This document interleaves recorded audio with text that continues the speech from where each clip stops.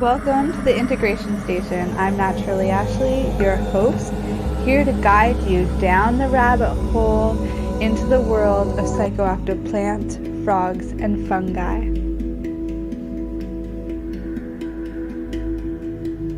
Good morning, you beautiful souls, and welcome back to the Integration Station. I've got 3 wonderful interviews and teachers here for you today.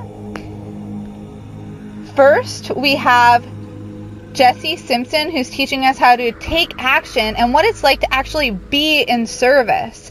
This is coming from a veteran who really loved giving service so much that after retirement went on to become a firefighter and now really focused in on his family. We also have Dr.Felty here talking about what it's like to listen to our body's intelligence and how to do that. Also, a lot about natural medicine. She shares in depth her own story, which will be really inspirational for the rest of you. Lastly, we have Myconaut SD. Many of you may know him from our network. He's here to talk to us about freeing yourself from addiction and your prescription to any pharmaceutical medications, especially when it comes to mental health like SSRIs. So stay tuned. This is one hell of an episode. Really looking forward to diving into these teachings with Jesse, Dr. Felty, and SD. So without further ado, here we go. You're listening to the Pace Radio Network here at paceradio.net.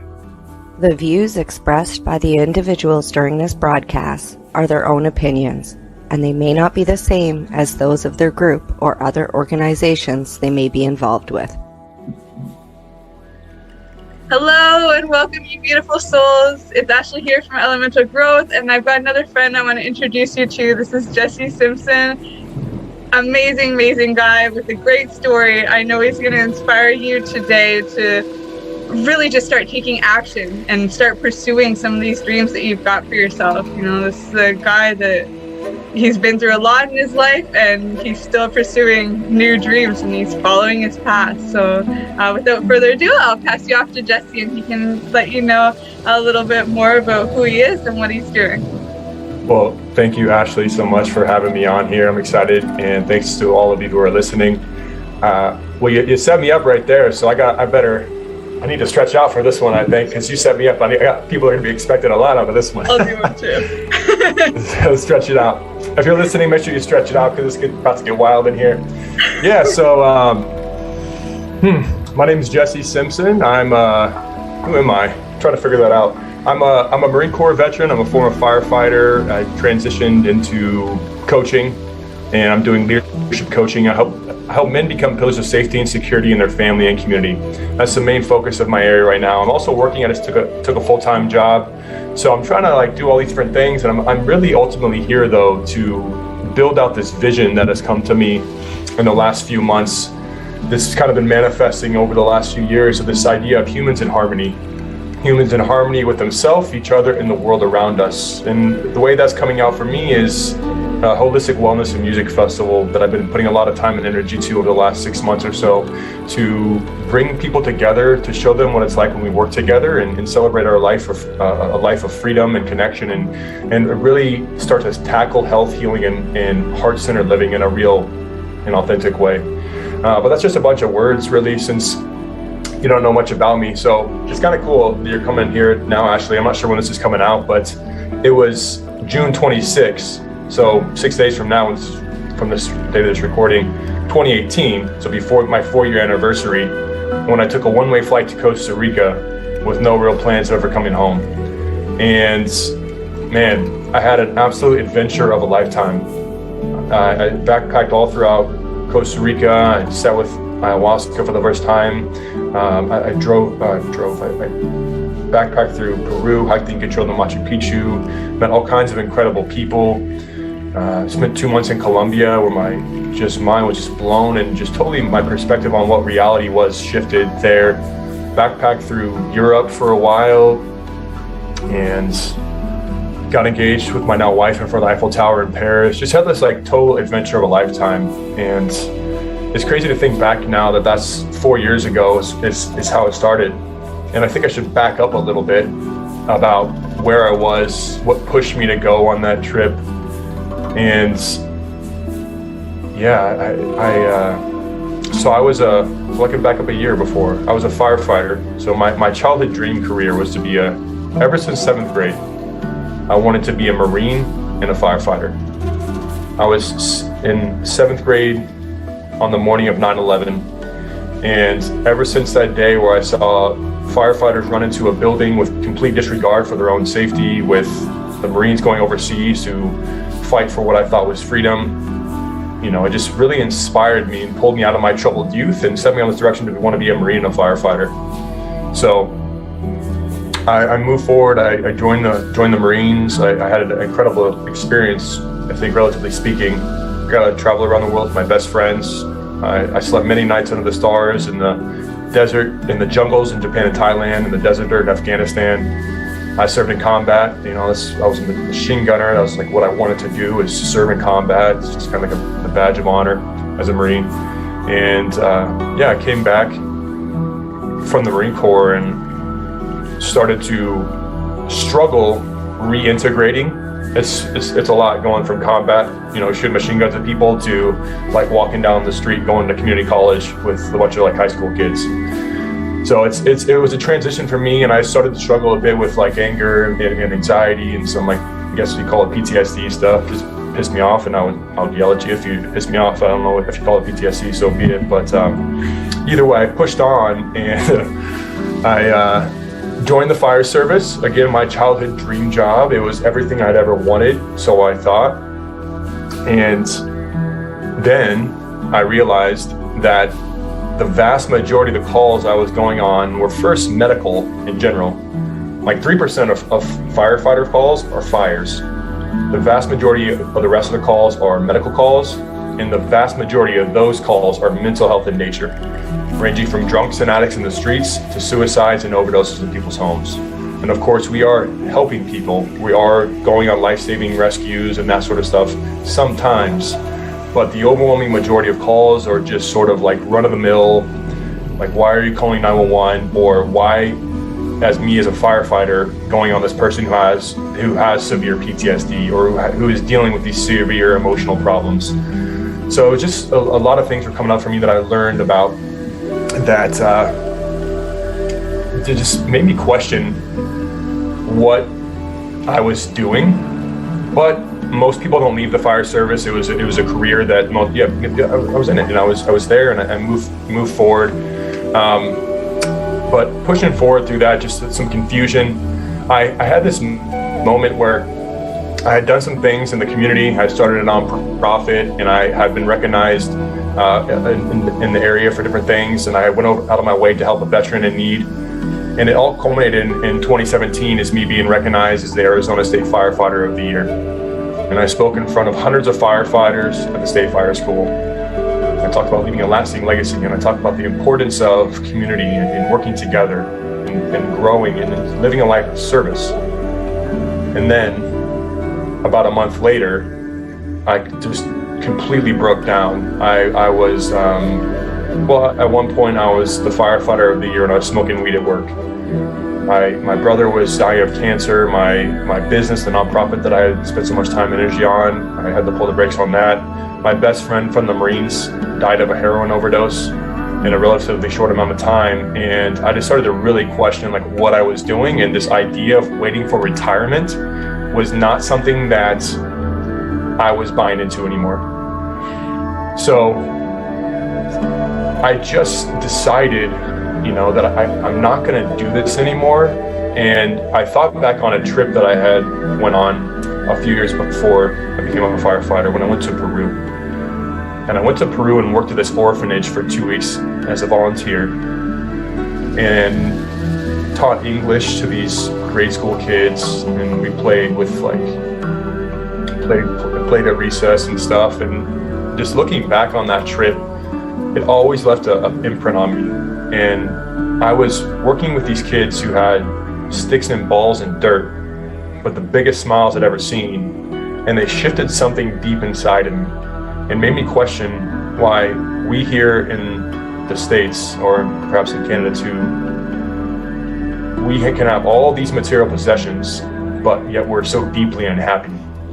Yet these kids who have relatively nothing are the happiest, most free and loving kids I'd ever seen. So when I was really struggling through my stuff, I thought back to my time in Peru, and I knew that there was some sort of real, authentic experience that I had there, and I wanted more of it. So long story short, I spent all of spring of 2018 selling all my stuff, sold a bunch of my clothes, my car, pretty much everything I owned.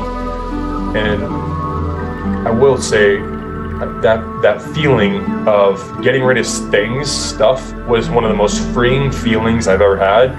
Like getting rid of, like, it's like I got a weight lifted off my shoulder that I didn't even know was there. And so there I went on this trip, this one-way flight to Costa Rica there, June 26, 2018, with no real plans of ever coming home. And that started what ended up being pretty much a 2-year trip around the world. It wasn't totally around the world, but traveling for 2 years pretty much straight. And I stepped into coaching around this time so I could really be of service to others in their time of need and work with people one-on-one, because I felt like that was missing with the fire service. Like, we're pushing people in the hospital, pumping them full of medications, and they're right back on the streets. I wanted to serve people, and I wanted to help people, and that's kind of what started it all. So I'll stop there and see if you have any questions, or I can keep going as well. Well, honestly, you've got such an amazing story. We're gonna have to have you back again, because I'm sure there's so much there. And I do want to dig in a little bit, I guess. Like, you found a problem that needed a solution, and you knew that you could fill that gap. I feel like our stories are parallel in so many ways. Like, and I had a client not too long ago. He passed away actually almost a year ago, or just a year ago. And he was military like you, and he had dreams and ambitions and everything like you. He saw that there was these gaps. He couldn't get himself clean long enough. You know, it was rehab after rehab after rehab. My mistake as a coach was that I stopped charging him. I love the guy so much. Like, I saw his potential so much. You know, never met him in person, never anything, but that's just me. And I was like, I'll help you no matter what. But the thing is, he wasn't willing to invest in it, which meant he was taking that money and going and spending it on the streets. Like, I wrestled for a long time with that, with my ego, with that, with that grief of losing him and that. And this is a real big problem. Like, it's a big problem in Canada, in the US, in Europe, around the world. What was different for you think? Like, I mean, like, it could have been easy to fall into that. Like, how did you know? And that's a hard question. I'm sorry, but like, just throw it on you. No, I kind of skipped over that because I'm disrespectful of the time. But yeah, I mean, and I'm really sorry to hear about your client. You know, I've lost, especially, like I said, my best friend died of a heroin overdose, and I've seen suicides firsthand, and I've seen a lot of overdoses. So it's really close to me in a way, and I do feel like I for whatever reason, I've been gifted another option. Like, when I was in 7th grade, I skipped over this. September 11th, 2001, I was in 7th grade. The summer before that, though, I was a really troubled kid. I was kicked out of school on a regular basis for fighting, smoking weed, cussing out teachers. I got kicked out of my house my freshman year, booted out of my mom's house, like, permanently. And you know, backing up a little bit though, that summer before 7th grade, my mom was a single mom. She had 4 kids. My older brother had cancer, so it was very challenging for her. She went from an oncology nurse, married oncology nurse, to single mom raising 4 kids, and her older brother had terminal cancer. So we lived in financially it was very difficult. But at the end of the day, I didn't get the love I needed. And I felt very unloved. I felt responsible for my mom's pain. She would come home after like burning out at the business she had started, and she would cry herself to sleep, and I'd just sit upstairs and like hear her and cry myself, and I felt responsible for that. And then my brother was laying next to me, and he was in an immense amount of pain from the cancer. And either way, I just started to internalize that. And one day then, after a fight with my mom, in summer before 7th grade, I went upstairs with a butcher knife and dug it into my wrists, wishing I was dead. And I had this moment where I remember thinking about my mom coming upstairs and finding my dead body. And I realized then that I was trying to escape this world because I thought I was so much pain for my mom. So I picture coming up and just being so much more pain, basically. And I just realized like I didn't want to do this anymore. So that was kind of it. And that's where like the September 11th, as tragic as it was, like it really saved my life, because it was for the first time in my life, my young life, it pulled me out of myself and helped me realize there's something bigger happening here. And this idea of living a life of service is what is most important. And so that's where it really, the purpose, the intention of becoming a Marine and firefighter really was activated in me, and why I was able to continue moving forward. Although I got in trouble still, I was able to graduate early from high school and join the Marine Corps, and kind of stepped in and got some leadership roles, and different things happened. Like I just got the structure and the attention that I was missing from my childhood in the Marines. So it was a nice rite of passage for me. Now the question you asked me about, like, what was the different for me? And I think the thing that, again, I skipped over on my last story, I was smoking weed at work at one point, and I was really frustrated with the people I was working with. It was a toxic work culture, and just all these things were piling on, and I started having suicidal thoughts again. And then I realized that as a 28-year-old man, firefighter of the year, that I was having the same suicidal thoughts that I had when I was in 7th grade. And I knew that if I didn't break that cycle, I was seeing it on calls every day. Like, what happens if you don't break that cycle? If I didn't break this cycle, then that would be my destiny. So I just got to the point where I'm like, fuck no, I'm not going to do this. There's so much more to life. Like I said, I tapped into that feeling I got from Peru. That was always in the back of my mind, always. Going back to Peru, what that was like, man, it just made me question everything about the United States and America, like being an American and all this sort of stuff. And still, I kept the path going on the fire service. And yes, I mean, that was kind of it for me. And it was in that moment, there's a point where I just stepped back and I was like, man, what are you doing? Like, why don't you, like, if you don't like your life, I'm responsible for changing it, period. No one's coming to save me. So that was the moment of clarity that I had. This pushed me back, and it gave me this opportunity to evaluate my values. Like in the fire service, you have very religious belief or political party. You have a very specific set of values that you either have or you don't fit into that crew. And I'm like, step back from the American dream sort of values, which never really sat with me anyways. And I decided that I wanted to measure my life by how much I give, how much I grow, and how far I go. So what that meant for me was becoming a coach so I could be of service to others in their time of need. The grow meant going to grad school so I could make a difference on a larger scale. And the go was the decision that I'm gonna sell all my shit and take this one-way flight to Costa Rica and figure out how far I can go. So yeah, and that's action-oriented is the name of the company. I believe that action is the greatest adversary of adversity, and if we're feeling a certain way, we have to take action to get out of it. We have to move forward.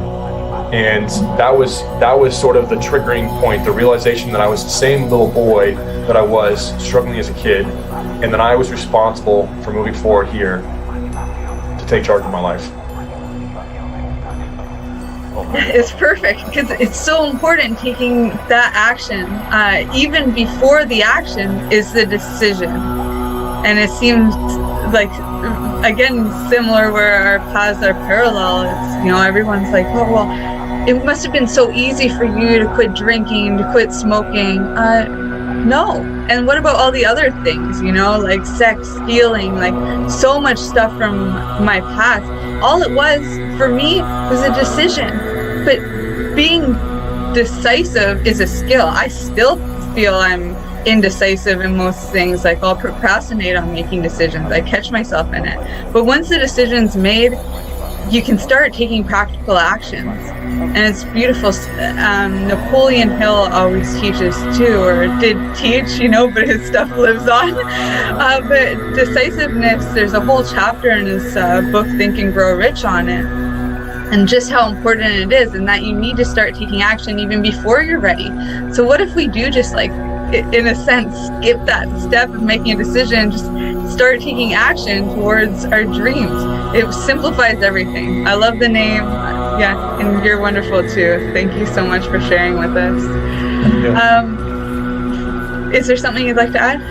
Well, yeah, I mean, I just want to say something on that. I think it's really important, and as it relates to that decision, is speaking it out loud, because that's what I did. I told a couple on this New Year's Eve going into 2018.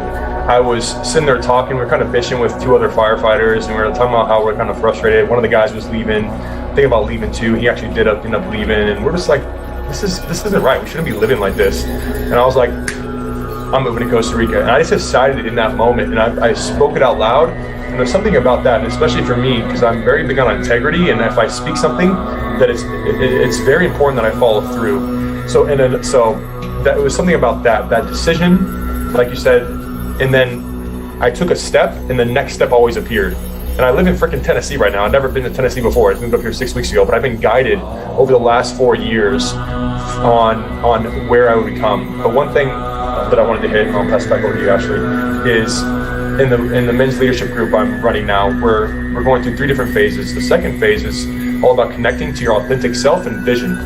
And what I think is important when we're talking about vision is to speak it out loud, to feel the words coming out of our mouth so it becomes more real. Because I think there's something that's activated when we speak. And I share the story of like birthdays. In the States, at least, I'm assuming it's the same in Canada, but it could be different. But on birthdays, everyone has a wish. You're supposed to have a wish, and then you blow out your candles, right? And I think it's just total BS that we're around the people who we love, who should love us the most. They're at a birthday party, and we can't speak out loud, out of fear of it not coming true, what we deeply desire in our life. When really, these are the people who should helping us bring that to reality. Yeah. So I think on our birthdays, I'm trying to change the paradigm. We should be speaking out loud what we wish, and as often as possible, not for permission necessarily, but for activation. And that's something I want to say as it relates to deciding. Once you decide, speak it out loud and speak it out loud into other people. And that has been for me the key to holding myself accountable and moving forward. Yeah, thank you. Oh, man, we're so on the same track. You haven't watched any of these podcast episodes yet because I haven't put out even one. And one of the last questions that I ask, depending on who I'm talking to, is what are your wishes? Speaking them out loud. Sometimes I use a dandelion, sometimes I say a magic wand, but it's just, yeah, that was a great spot to end. So I'm gonna ask you, if I passed you a dandelion right now to make a wish, what would it be? Dandelion. I'd go dandelion. Let's see, I like that. Let's do, well, it's very clear to me, my purpose here is this idea of bringing humans into harmony. Humans into harmony with themselves, each other, and the world around us. And I'm trying to create a system where I'm building out communities where each part of this community has access to health, healing, everything they need for health, healing, and heart-centered living. I moved up to Tennessee as a stepping stone to build out a community, to build a retreat center, and really start to make this thing manifest in the world, because I think we totally cannot count on any powers that be to take care of us. So I believe coming into a sense of responsibility, my sense of purpose in life is being activated to bring this idea of humans into harmony into reality. And that's where the festival comes in. It's going to be retreats and all these sort of things. So that's it for me. Just living in harmony with with the people I love, with nature, and trying to make the most of this life while we still can. That's beautiful. Thank you. Before we go, is there any other advice or tips you'd want to leave anybody today? Well, the first one that just came up there, my best friend from the Marines was, he brought a lot of life. He was a joy to have, and he's the one that passed away. But he always said, don't think about it, just do it. And that got us in a lot of trouble a lot of times. And also, if you're struggling in a situation you don't want to be in, stop thinking about it, just go do it. Decide and make it happen, because you are going to be fully supported once you take action and start the momentum building. So that's what I'll say. Thank you so much. Yeah, this has been a pleasure. You know, if we do another series like this, we'll definitely have you on again, Jesse, because I do want to continue your story. I know you're going amazing places, and I'm sure, you know, have so much more you can share. Thanks, Ashley, for having me on. Thanks for listening, everyone. Yeah, bye for now. You're listening to the Pace Radio Network here at paceradio.net. In February of 2022, the Victoria Cannabis Buyers Club and Ted Smith were fined $6.5 million. This for helping 8,500 patients with access to medical cannabis. In our interview with Ted, he spoke to us about how people can donate to help in an upcoming court challenge. And here is part of that interview. From what I've seen lately, I believe that you've got something that you're trying to do as far as fundraising to deal with this next court challenge. For now, people can write checks directly to Jack Lloyd Law Corporation or send e-transfers to save the VCBC at gmail.com. I guess those are the two easiest ways for people to help right now. What do you find at paceradio.net? People advocating cannabis education. Enjoy the buzz of legalization with Campbellford Lifestyle Shop. From lights to plant nutrients, books, consumption accessories, and more, we've got all your basics to grow or consume cannabis. Visit our info center or take a look at our piercing services and body jewelry, now available in-store through Campbellford Lifestyle Shop, 17 Bridge Street West, Campbellford.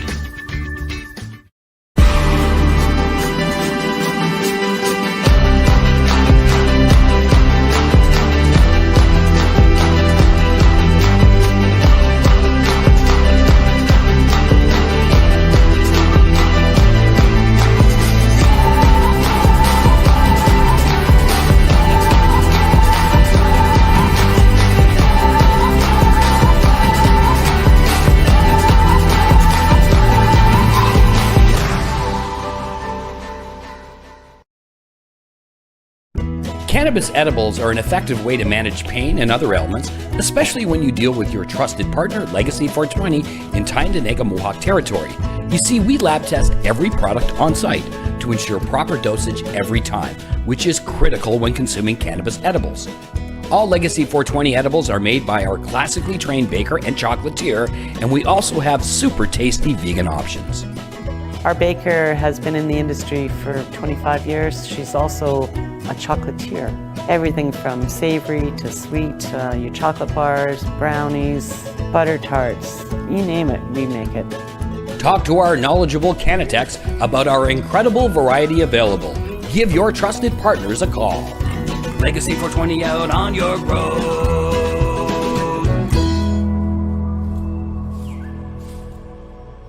You're listening to the Pace Radio Network here at paceradio.net. Hello and welcome, you beautiful souls. It's Ashley here from Elemental Growth, and I brought a wonderful friend, Miss Crescencia Dr.Felty. I don't even know. Crescencia is your name. Dr. Felty is your title, but I didn't know how to introduce you. Sorry, I guess we should have talked about that before. My bad. Regardless, I really wanted to have you here. I've been just following your story. We've been in touch for years now, I feel like. So much has happened in this time. Both of us growing alongside of each other. And I really knew that your story, your experience working with the medicines, your experience with self-healing, your experience going out on your own, changing your environment, changing your work, changing everything would really help a lot of other people that are maybe feeling stuck or scared in this space. And so I really wanted to introduce you to the community for anybody who hasn't met you yet. And also just to share what's new and good with anybody who has had that opportunity. Thank you so much. Thank you so much for having me on. I appreciate it. Hello, everyone, wherever you are.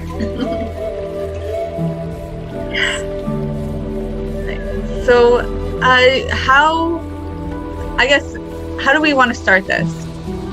Just let everyone know, like, where you started, like what inspired you to become a doctor in the first place? Okay, so what inspired me to become a doctor in the first place was through my own illness. I had, at 14, I was diagnosed with an incurable inflammatory bowel disease called ulcerative colitis. It was very painful. I had lots of symptoms. I was in and out of the hospital. I was on a lot of medications. They gave me a lot of different kinds of medications. When the medications would fail, they recommended to remove part of my stomach and my colon to help with the symptoms. And I never really got answers. I never really got education on healing. And after so many years of pain and in and out of the hospital and procedures and side effects, which I'm grateful because this medicine, emergency medicine really helped me. But when it came to the chronic symptoms, I wasn't really being helped. No one was really teaching me what to eat, how to take care of my body, how to breathe, why I even developed this disease in the first place. No one really understood. And so it really fueled me to start looking at alternatives. It fueled me to look at natural medicine. And really it was my mom. She went to a natural health food store and said, my daughter's really sick. They want to remove her stomach. What can we do to start healing her stomach naturally? And they gave her aloe vera juice. They gave her some digestive enzymes to help me digest my food. And this was all new. We've never gone to like a natural health food store prior to this. I didn't even know what aloe was back then. And that's what fueled me to then start looking at diet and lifestyle. And when I moved to Chicago, a lot of people around me, I was working at a gym, they really started teaching me how to work out, go to a chiropractor, go see an acupuncturist, maybe start taking herbs, get off processed foods. At that time, I was eating a highly processed diet. And so that's really what led me slowly, is really just trying to heal myself and calm down these symptoms that were really angry. They were really loud. It was debilitating. I lost jobs in the past because of how much I had to call off of work. And I know a lot of people who have inflammatory bowel disease struggle with this, even to the point where they actually have to be on disability and not work at all. So that's really the path that led me to, okay, let me learn about chiropractic, let me start taking vitamins. And then I went to chiropractic school at first. But when I was there, I really fell in love with internal medicine, nutrition, using food as medicine. And they had a naturopathic medical program there. I never even heard of naturopathy before. But as I started learning about it and understanding how this medicine has been in existence for 200 to 400 years, and really all of our ancestors were using this kind of medicine of plants and diet and breathing and emotional healing and removing the things that are making you sick, which it seems so logical, but right now in our current paradigm, we're so far removed from that. It's like, oh, you're sick?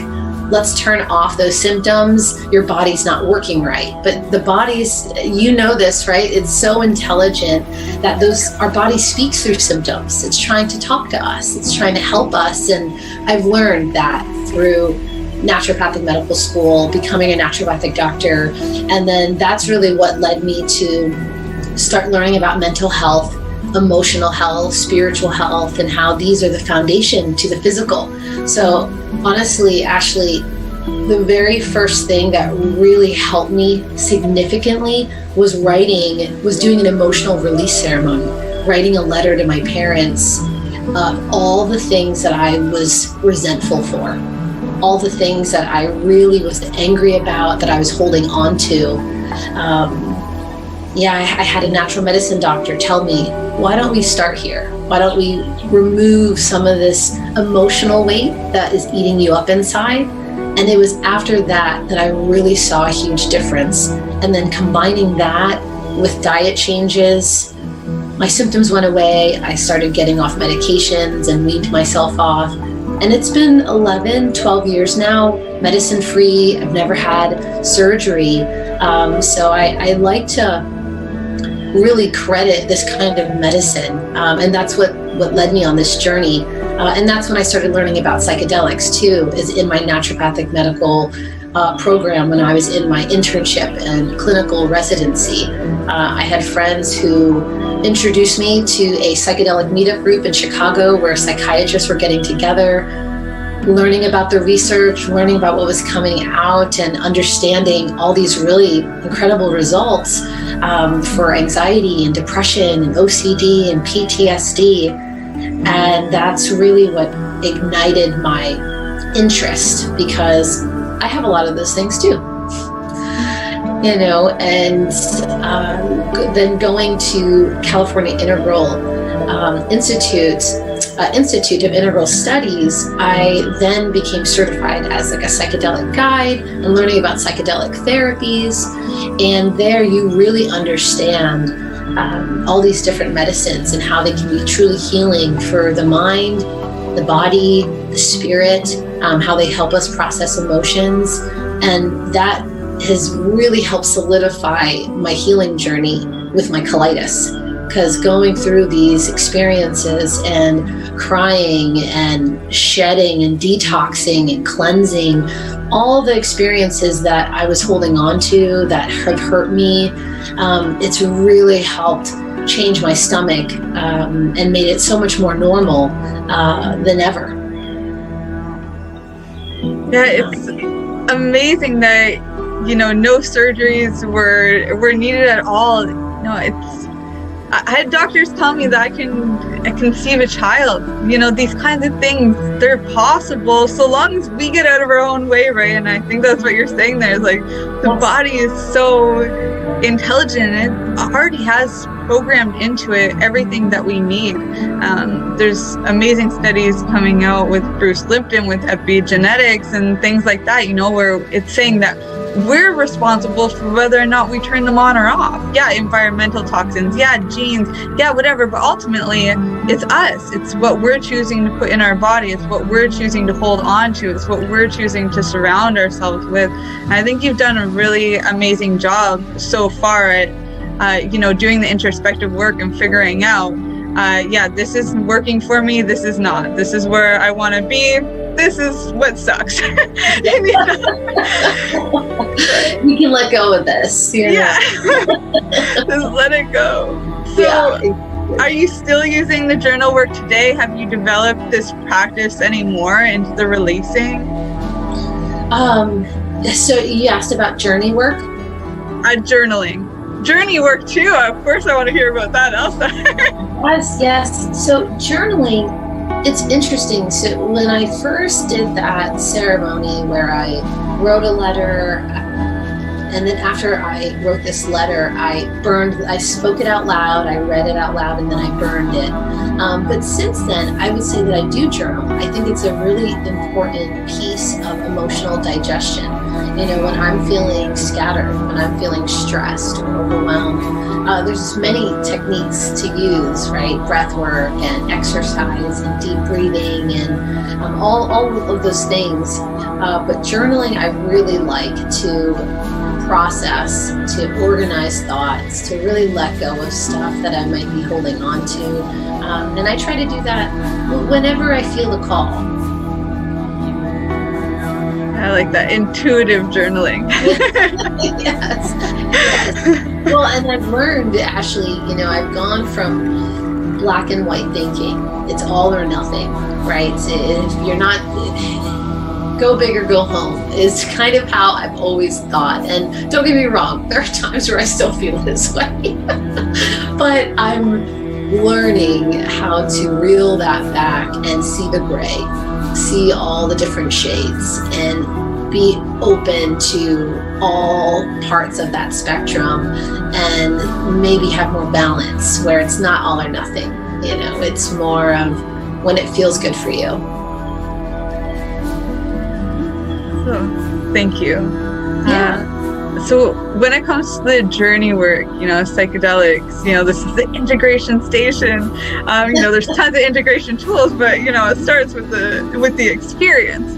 And you know, there's different experiences we have. The psychedelic experience always feels like many, you know, many lifetimes can fit into one ceremony. So yeah, I love that, you know, you found your way in holistic health. You found it with, you know, these alternative therapies with nutrition, and then psychedelics called out to you.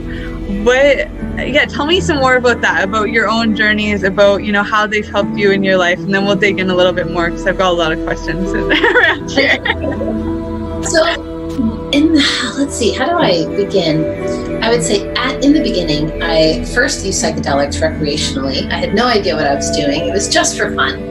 And then I started using them more intentionally. I would be in the woods, literally in like a national forest, at a campground, or by a river.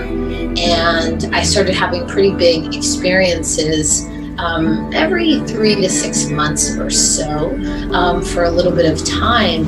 And when I was up there, I really started to see the trees differently. I really started to see nature differently. I started to finally feel connected to the earth in a way that I was unaware of before.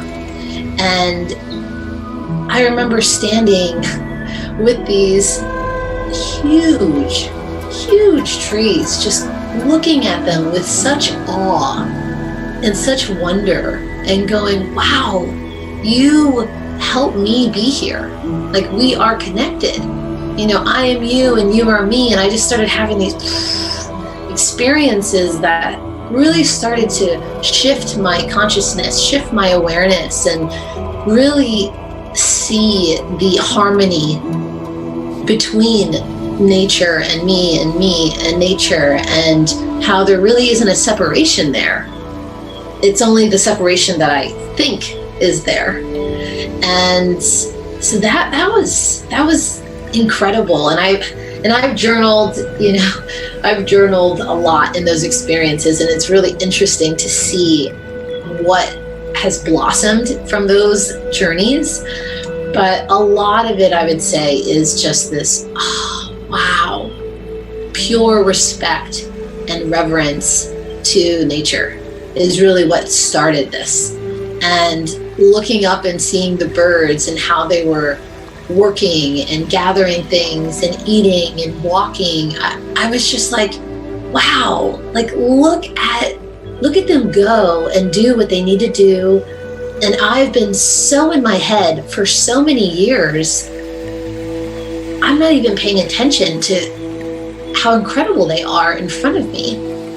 I've been so caught up in my own hurt and my own misery and my own unworthiness and everything else, my own anxieties.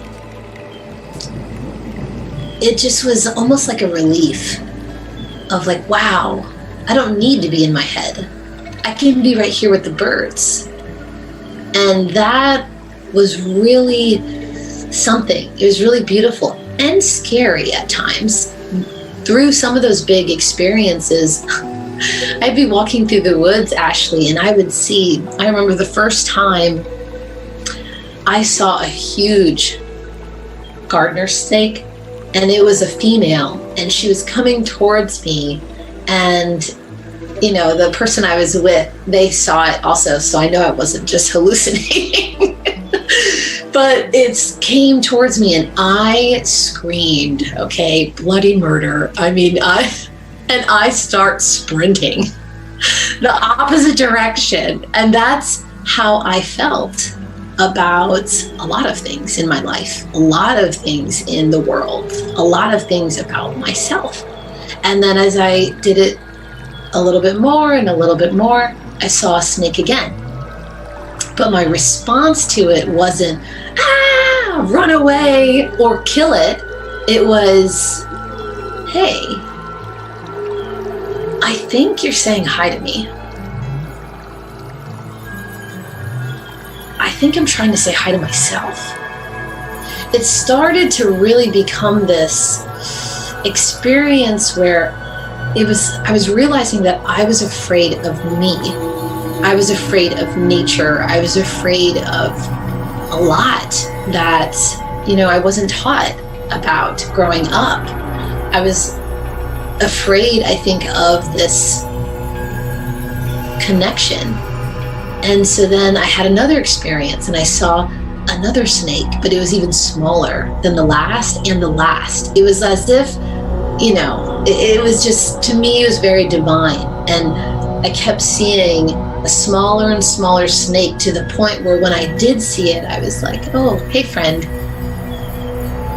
I mean, what a shift in awareness of run, fear, panic, kill it, to it's going to attack me because of it's unknown to me, to, oh, hello, brother or sister. Continue doing what you need to do. I'll continue doing what I need to do. And we can both cohabitat here. We can have a cohabitat here. And we can coexist here. And I don't need to feel threatened, and I won't threaten you. I mean, that was a pretty big shift, Ashley, in my thinking. That was in the beginning, those were big experiences for me, and what I needed. And then that led to the program that I did, which when I was in California, we're all sitting in this, classroom, and Dr. Bill Richards, I'm sure you know Dr. Bill Richards, incredible scientist and psychiatrist. He's explaining PTSD, and I'm just sitting in the back with tears running down my eyes going, I am experiencing symptoms of PTSD. I've been experiencing symptoms of PTSD my whole life, and I had no idea. And I realized I was exactly where I needed to be, and I learned how to work with psilocybin, these beautiful mushrooms, in a clinical way, in a healing way to heal PTSD. And so I went to work. After, that program, I went to work on myself, and I used these mushrooms every week for months, and had a little ceremony with myself and cried every week, healing, facing things that I didn't know I needed to face about my childhood, about my perspectives, and it took months. But I remember afterwards, friends kind of going, I don't know if you should be doing this so much. You're really different. You're so much calmer. And I'm like, yeah, that's the point. That is the point. And I listened to myself when I was ready to not do it anymore or slow down. I did. And then that's when I got the call to do Aya. And the timing was right. And I started learning about ayahuasca in my program and learning more about how it can possibly work on our genetics and how it can heal intergenerational trauma. And I was intrigued. I was very intrigued. And she was calling to me, I would say maybe a year or two prior to that, but I wasn't ready at all. So after working with, psilocybin for a while, I then finally felt, okay, I'm ready to do this. I went down there, and those experiences were difficult and delicious. So delicious. But I think because I did so much work prior to going, because there were a lot of people around me that didn't do prior work, and it was not that type of experience for them. I remember having one ceremony and just being like in awe, tears of joy running down and smiling, and just like, this is wow. wow. And then the woman next to me was in hell and I was in heaven. And she afterwards was like, how are you in this space? And I'm like, well, I've worked on this, in this space a while prior to coming. And I think it really helped, but it wasn't all that. It was a mix of things. And I would say that was really all about, again, working on my stomach and the function of my stomach. You know, I developed so much shame around my stomach. I developed so much shame growing up around sexuality, around being female, around who I was. And so it really helped uncover that, show that, highlight it, and it gave me really good key messages to take away and kind of chew on and integrate. And, you know, I know we talked not too shortly after that first one, or really it was my second weekend in April, but I would say that the biggest message in that one, that first weekend, was to not be afraid to do what you're passionate about, to speak your truth, to not be ashamed of your body, to not be ashamed of how it works and how it might work differently than other people. Don't be afraid or ashamed to be human, you know, and I would say those are the biggest things. And I went there looking for answers for my career, and it really just said, hey, don't be afraid to work with psychedelics. Like, be okay with doing group healings and facilitating ceremonies and supporting people on these journeys and, you know, educating people gently on this information and helping them. Don't be so afraid. So that was big. And then when I came back, though, my whole life changed, Ashley, when I came back, because I was with a partner for almost 6 years. I mean, I was so in love with him and we had a really good relationship. But when I came back, I started seeing that we wanted different things, and I was holding on to it. I was holding on to it, hoping that he would want what I wanted one day. And I think I knew deep down, she showed me that I shouldn't wait anymore and that I should choose myself and figure out what I need and what I want, and to stop settling.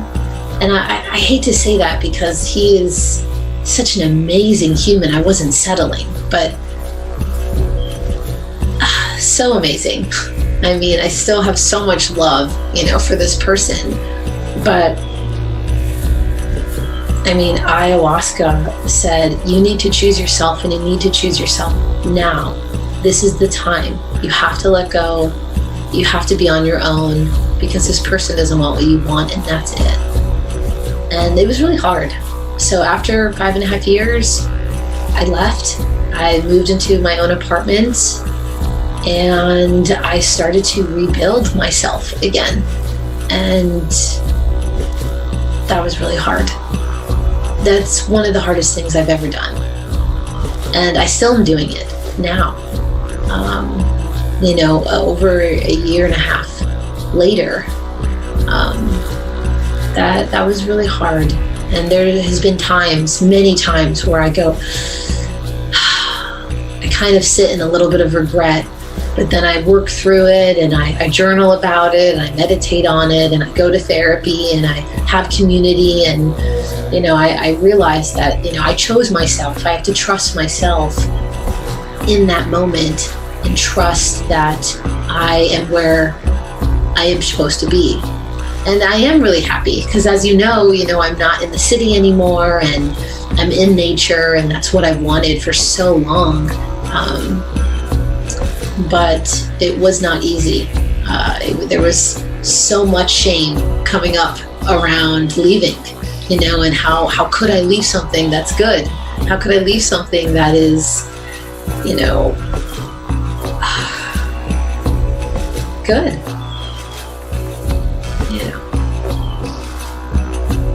Yeah, it's the path itself. You know, it is hard. Letting go is hard. You know, we do this thing called a Trinity text, me and clients, for anybody who doesn't know or hasn't experienced this. And one of the first things we do is let go of the fears, the false evidence that appears real. Then we let go of the ands, those automatic negative thoughts that are going through our head, like, oh, I can't do this, or I'm lonely, or whatever. It's like, I am are the most powerful words. If you're associating that with the fear, then that means you're making decisions out of fear instead of passion.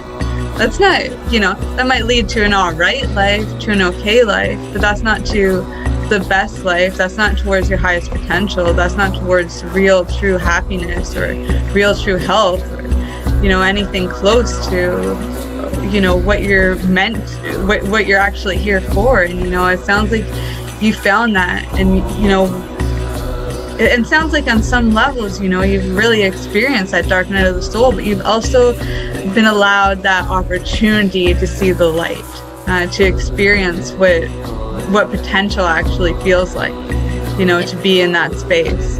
And for so many of us, that's enough to keep moving towards a direction that may even be unclear, or, you know, because it's not paved. You know, we're the ones doing the hard work. We're the ones doing the paving, and it's like, oh man, there's dust everywhere.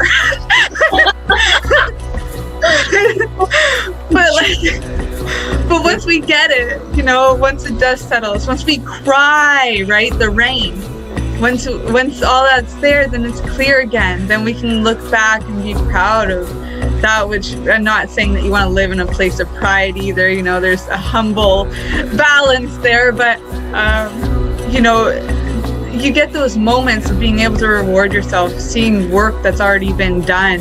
You know, it is a reward along the way. I think the whole point of any of this is just learning how to ride the wave through the ups and the downs, and still know that no matter what, we're reaching this ultimate destination. Destination is probably not the best word because there's multiple of them, but, you know, you start with one destination, then it's another destination, and you know, it's enjoying the ride along the way, which dips like the yin yang teaching, you know.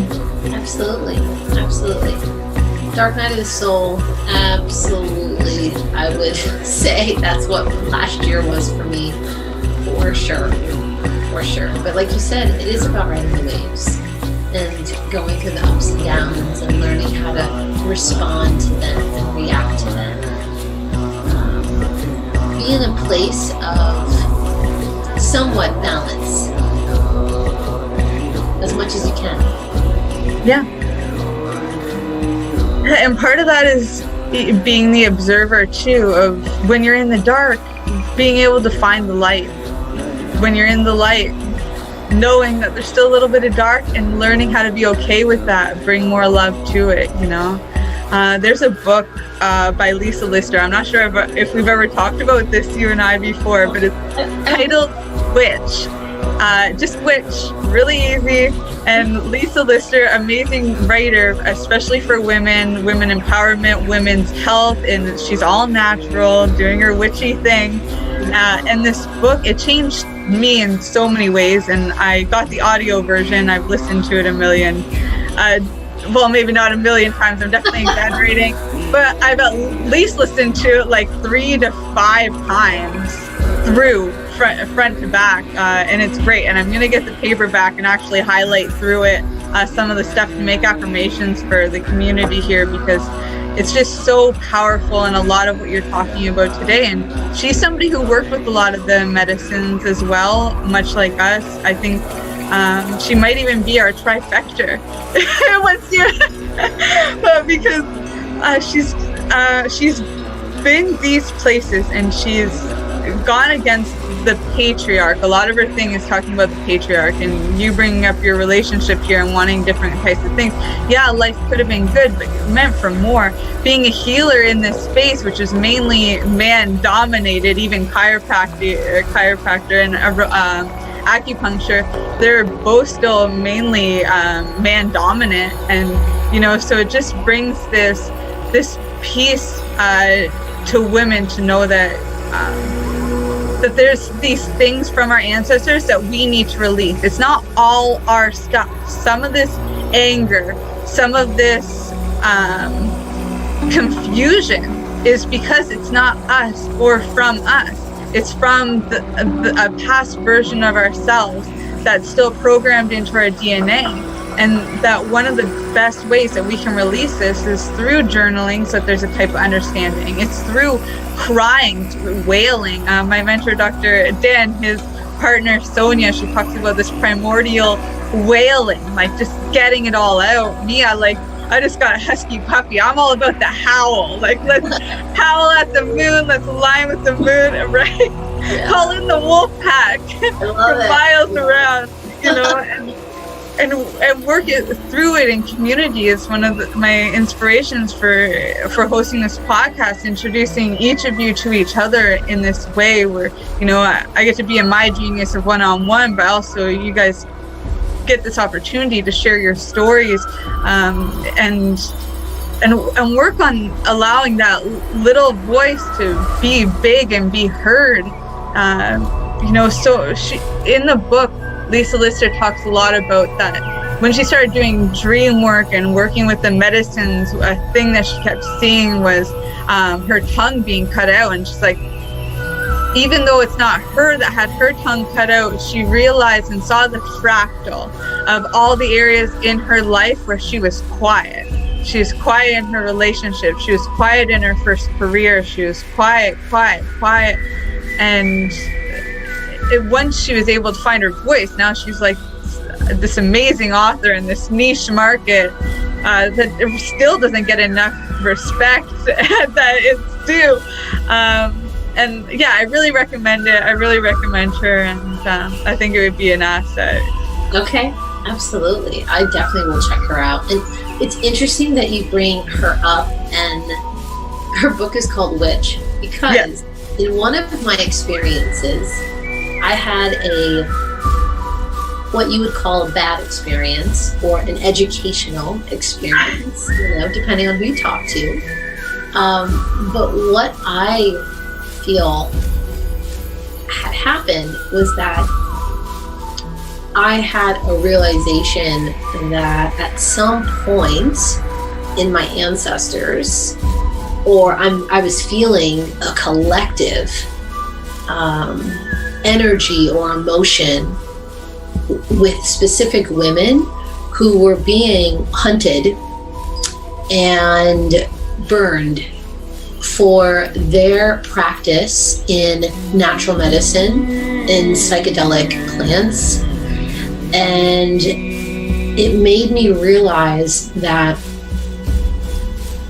in that moment, from the outside looking into this world, into this sphere of natural medicine, of herbs, of psychedelic therapy, from the outside, it could look very weird, and it could trigger fear, and fear can trigger violence because people are afraid of what they don't know. And it made me realize, as I've been continuing to do research in shamanism, especially with females in shamanism and everything else, and where we are now, kind of in this patriarchal society, how we have come from a place where women were leading medicine and religious ceremony and community gatherings while the men were supporting the women and making sure that everyone had food and protection. I would say that just the experience that I had, it opened up my mind to a history that I was never taught. It opened up my perspective, and so now that I'm doing this research, I see more and more how things have shifted to focus on profit rather than on people. And I think that's where this medicine can be really helpful, because looking back on all these different cultures and tribes and different ways of being, you don't see the mental health crisis that we're now facing.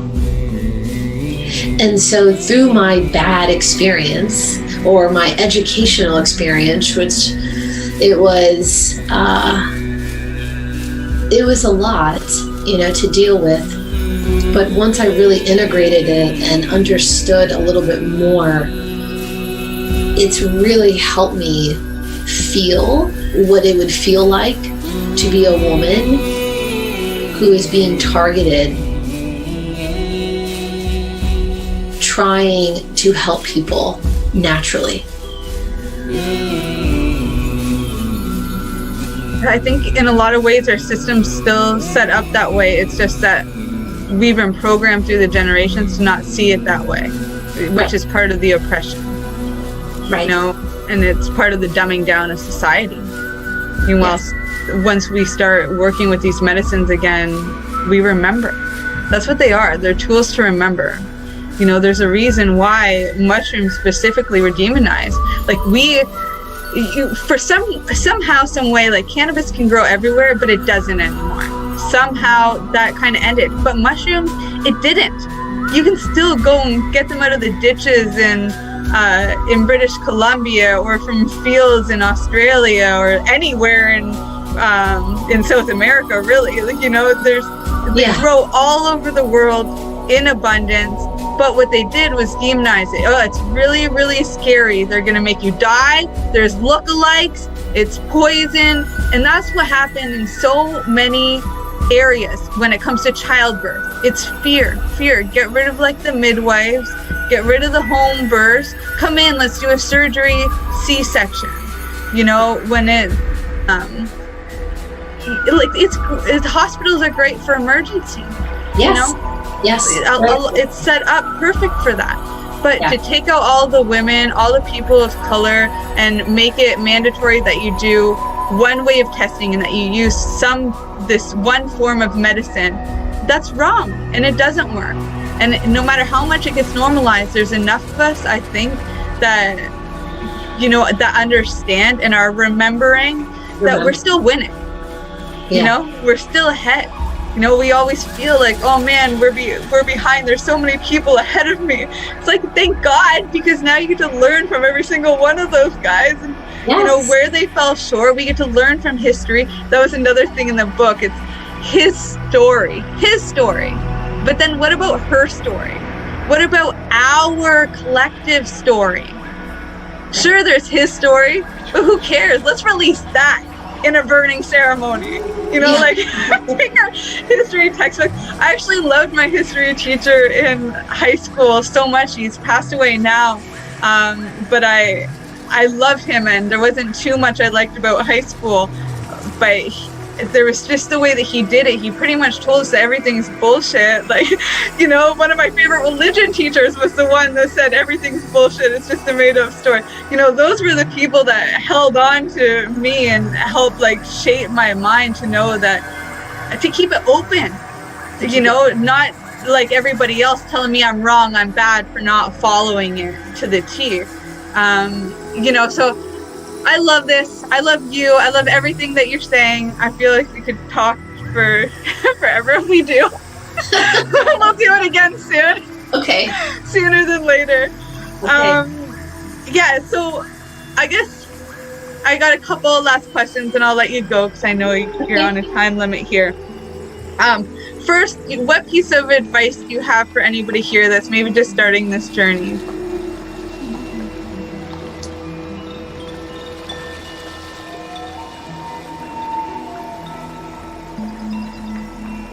Don't expect to get what you want. You're not going to get what you want. You're going to get what you need. And sometimes that's hard to accept or embrace. But with integration, you will understand and make more meaning as to why you get what you need. And sometimes getting what you need is exactly what you want. And it's beautiful and it's blissful, but not always. So there's so much literature out there talking about how beneficial and how positive an experience you can have on these medicines. And yes, you can. However, in order for you to get to positive experiences, you have to go through negative experiences that you might not want to be facing. You might have to go through negative feelings like grief and sadness and sorrow and frustration that you maybe not have felt in your childhood or younger experiences that your body needs to process. It needs to help you release those things through feeling them and allowing yourself to shed those things. But the only way to do that is through it. And so I would say that's the biggest thing, is to release all expectations and to embrace that you will get what you need, not so much what you want. And integration is the most important step. The medicine is a tool, it's a technology, it's incredible for us. However, we have to do the work.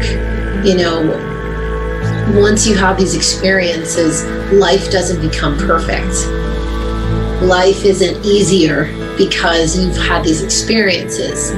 Like Ashley, you were saying, we're just able to ride the wave and not get hit so hard and fall over and drown and, we're, feeling like we're treading water. Now you're riding the waves and you can fall down and you're okay. I know it's like to be here. I'm okay with here. I'm all right. I know that I'll be up again. And you're able to be more resilient. You're able to see things. Wait for your wave. Exactly.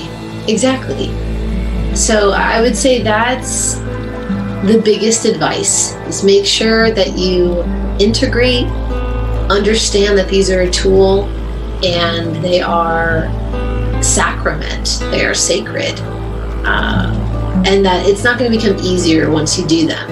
It's just you will learn how to manage life and your reactions and yourself in a way that maybe feels better, possibly, right? But that would be it. Yeah, thank you so much. I was reminded of what you had mentioned about Aya's ceremony, where you had the woman beside you that was going through hell and you were experiencing heaven at the same time. And I was remembering how much of a fractal effect that is. We are all one. You were there experiencing that hell before. It was just a reminder for yourself that there is also heaven. And you've got to do the work and you've got to be patient and you have to be persistent. There's a lot of great P and R words. Let's get a dictionary out one day. Yes, exactly. Yeah. And seek guidance, right? Make sure you're seeking guidance. We all can use mentors and guides and people that can support us along the way. No one is too good for support and community. Like, we all need that. I think that's really important. I think coming from a Latina background, I grew up thinking that it's not okay to ask for help. You do not ask for help. You don't go to therapy. You work on it. You tough it out. And I had to shed all of that to be able to call you, Ashley, after my April ceremony and text you and be like, I need help. I need help. I'm going through. What is a soul? Look, actually, please. And so I've learned to practice that. This medicine has really taught me the power of vulnerability. Yeah, and it's humbling. This medicine is humbling. Right when we think we got it all together, life tests us, and it tests us because we're because we're ready to face it. You know, it's the truth is we are ready, but that doesn't mean it's an easy ride. You know, it's you who decides. Is it going to be easy, or are you going to fall off, and make that mistake again? Yeah. Or are you going to be a little more patient and persistent and wait for the good wave to come, and you ride that high even further than you did before? Right. Well, thank you so much for your time, and I'll make sure that I post all of your contact information here for anyone who wants to get in touch with you. I really recommend anybody here listening that resonated with Crescencia, Dr. Felty here, please reach out to this woman. She's amazing and will definitely help you on your self-healing journey. Great asset. Thank you. Thank you. Have a wonderful day. Bye, love. Bye. You're listening to the Pace Radio Network here at paceradio.net. When you think of the number of unique products developed in the fields, kitchens, and labs at Legacy 420, it's hard to think that one stands out above the rest. But tell that to the thousands of people who have tried this amazing breakthrough product. This is our sacred salve. This is actually our extra strength. It comes in 5 different strengths. It's all natural, all organic. It typically works within 10 to 15 minutes of putting it on. It's good for arthritis, it's good for inflammation, any kind of pain. We're very proud of it. Sacred salve, so easy to apply, along with soothing relief. To select a strength that's right for you, come in and talk to your trusted partner. Legacy 420 out on your road.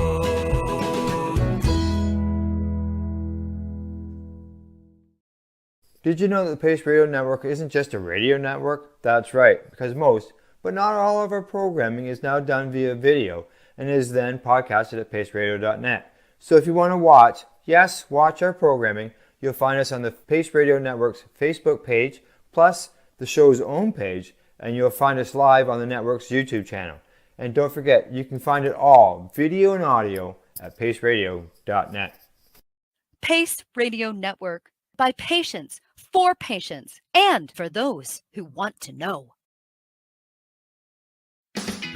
Enjoy the buzz of legalization with Campbellford Lifestyle Shop. From lights to plant nutrients, books, consumption accessories, and more, we've got all your basics to grow or consume cannabis. Visit our info center or take a look at our piercing services and body jewelry, now available in-store through Campbellford Lifestyle Shop, 17 Bridge Street West, Campbellford.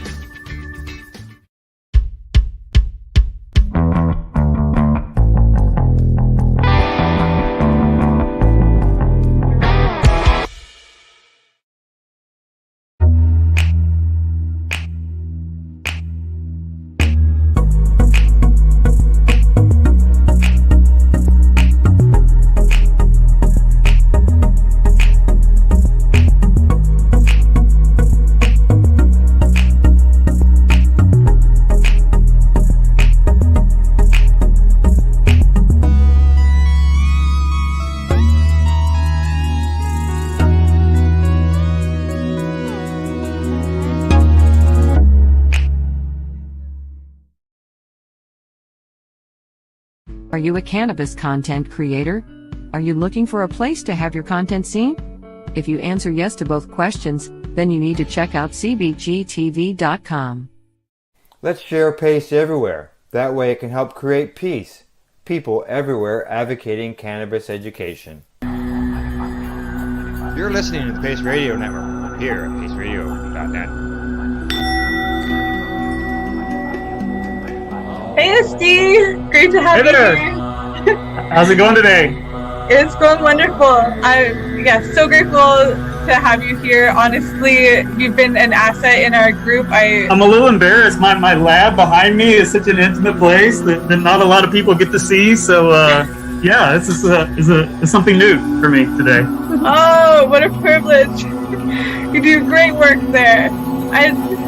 I know many of our group members already know you because they see you be so active in the group. I'm really, excited to share you with them in this way and get a sneak peek at behind the scenes too.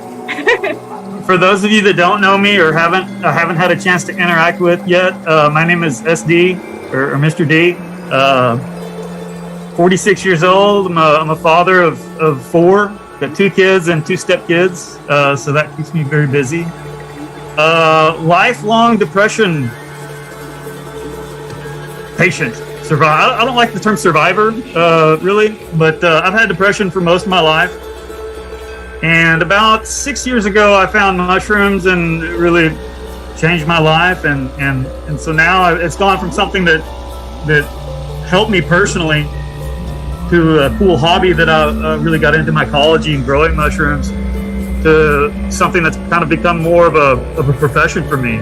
As of January this year, I've kind of gone full-time Michaud. Really focused more so on, growing mushrooms is great, and I put my all into growing mushrooms, the best quality, cutting-edge genetics that I can.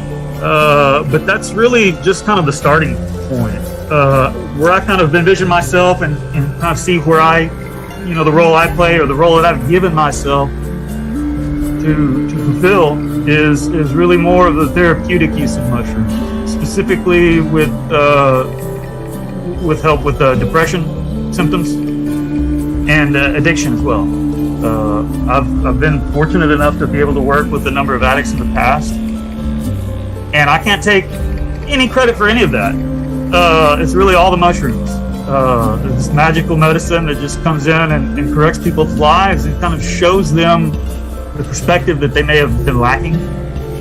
And so that's who I am. That's what I do. Like I say, it's a pleasure to be here. It's a pleasure to work with all of you. It's a pleasure to interact with all of you.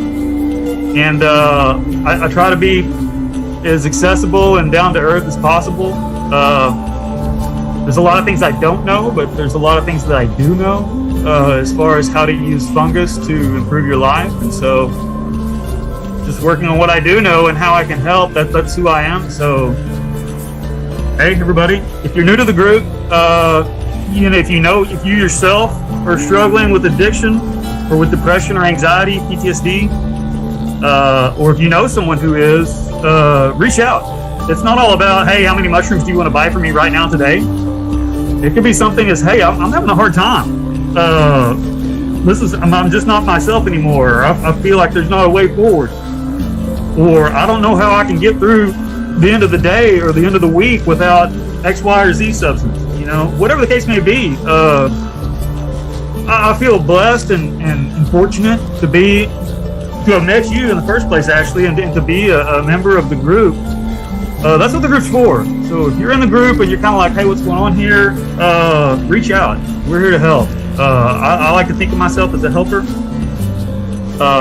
So if I can help with anything related to addiction, PTSD, depression, anxiety, or if you found that mushrooms have helped you on any level personally, and you'd like to know a little bit more about how to grow your own mushrooms and make your own medicine, I'm certainly a resource that you can lean on there. Whatever stage of the game you're at, mycology is not I try to make it as unmysterious as possible. It's really just a natural science, and you can put things into play that it really kind of just happens. It knows what to do. So if you need help getting your grow on, let me know. Happy to help. That's awesome. So what inspired you in your own journey to actually turn this hobby into a business? Like, obviously the mushrooms helped you with depression enough that they inspired you to help others, but to make it a full-time business, what inspired that? How'd you go all in? That's a great question. It's something that just dawned on me. I found myself, I looked up one day, and it was probably about 3 or 4 in the afternoon, and I realized I've been doing nothing but mushrooms all day. I've been preparing grain to sterilize, and I've been doing a lot of the other, busy work, component work as far as growing mushrooms. I think I'd been back from the post office. I'd sent mushrooms out to someone somewhere. I had 2 or 3 people online that were just asking me questions about how to grow or how to dose themselves with mushrooms. That maybe they bought mushrooms for me and were like, hey, now what do I do? Do I just eat these or what, or when and how, where? And it dawned on me that, you know, I'm spending most of my waking hours doing this. I had my job as a real estate agent previously, but that became a job, and I found myself really wanting to be in the mushroom space 24/7. And so I was able to kind of hit pause on my other career and give myself this job, which was nice. And so here we are. I decided that I was the mushroom man. I had been spending so much energy doing it. It's really where my passion was. And it just dawned on me that it was just on me to kind of take that next step, make this a reality. I've been using the excuse of, well, this is illegal, so I can't do this yet. I have to wait. And you know, it's a decision that we all make as growers. Do we want to obey the law, or do we want to do what's right and help people? I think that, heaven forbid, if the authorities should find out about me, I would hope that at some point I would be able to look a judge in the eye and say, you know what, I sincerely tried to help my neighbors and my community members. But really, it was just the fear. Fear is a motivating factor sometimes, or not. And it was really just, I'm not going to let this technicality limit what I do. I am the mushroom man. This is what I'm doing, and so it's just the mentality of like, hey, this is what we are now. This is what we do going forward. It's not something that you don't get an email from somebody up some corporate ladder saying, congratulations, you've been selected as the sole finalist. You just have to give yourself that job, and it's the best job I've ever had. So certainly, you wake up in the morning and you think, okay, what do I have to do today? I have to grow mushrooms and spread joy and healing and happiness. It doesn't get any better. Dream job. It's beautiful. I love how you put it as that you gave it to yourself, and it is a gift. It really shows me too, that you, coming from somebody with depression and addiction in their past, depression is so much about being stuck in the past. When you're talking about mushrooms, you're definitely here today in the present moment, accepting your gifts. It's so important. It's such a great thing. I wanted to, make present as we're recording this too. So, I'm curious, what is your favorite mushroom? What's your favorite mushroom to grow? What's your favorite mushroom to consume in your own life? And are they the same? Are they two different mushrooms? I'm more specializing in cubensis, psilocybin cubensis. I'm starting to kind of branch out into other species of fungus. I'm gonna try and take a stab at pancyan, which is kind of a finicky species of fungus, but supposedly is a couple of steps above cubensis on both the potency chart and just the overall euphoric effects that it can give. So the potential of that is exciting, and that's got me motivated to kind of branch out into new areas. But for the most part, I've been someone who specializes in cubensis. It's the world's most versatile psychedelic active fungus. It can grow in a variety of conditions. My favorite ones are penis envy. I think back to my one illumination trip where, just the dawning of consciousness for me was on penis envy. So that's always going to have a special place in my heart. You're listening to the Pace Radio Network here at paceradio.net. The opinions of the individuals during this broadcast are their own, and may not be the opinions of their group or other organizations they may be involved with. All medical advice during our broadcast is not a medical opinion and should be checked with your medical physician.